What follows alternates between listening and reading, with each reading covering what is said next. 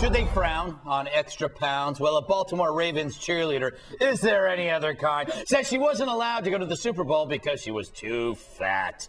Courtney Lenz, that's a cheerleader's name, has been telling anyone who'll listen that she was punished for a slight weight gain under 2 pounds earlier this season. The 23-year-old tumbler explained on Geraldo at Large over the weekend that when she didn't make the championship roster, she asked the director why. She just said I had a rough year. She said that, anybody that had some sort of disciplinary action taken towards them was automatically disqualified. And the only disciplinary action was that I was benched for 2 games during the season for gaining a little bit of weight. Well, you compare her to the building in the back, she's definitely huge. She also said this junk. I just want to open some eyes up, and it's just absolutely ridiculous that they put that much pressure on us. I actually have a good friend of mine that left the team during the season because they wanted her to lose weight, and she was like, no, this is my healthy weight. We work out every single day. They want us to be tinier than average, but what kind of message is that putting to the little girls and the role models?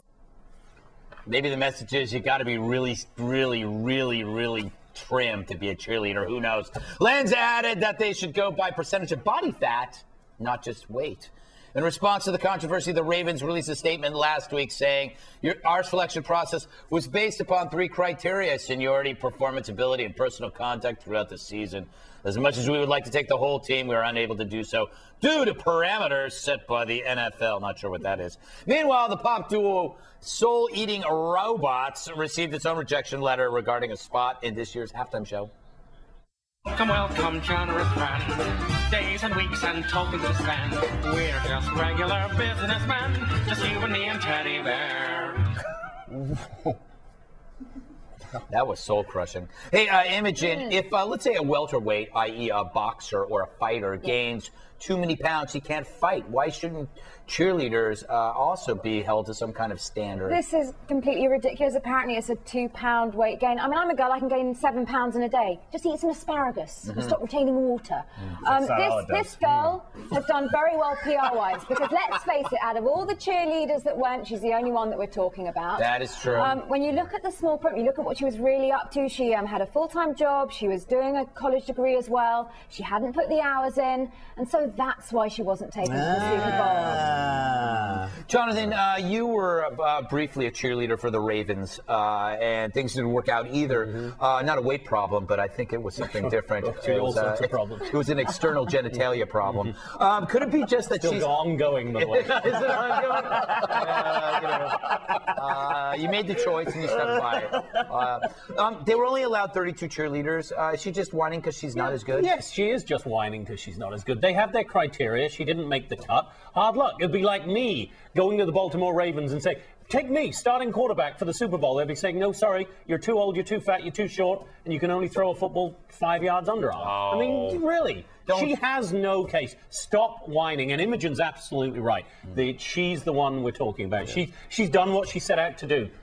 All right, Patrick, you were saying in the green room that you didn't like cheerleaders, period, and that women's places should be in the kitchen, not on the football field or anywhere. Wow. Yeah, this is what being Beckfield feels like. Well, I will point out that this is the second time I've been on RedEye, and this is the second time y'all brought up a fat story. So the next time I'm on, it says Patrick Millsap's resident fat guy. This is silly, and the problem here is that first of all, she's a marketing major, so clearly she wins. Yes. But secondly, she's 23.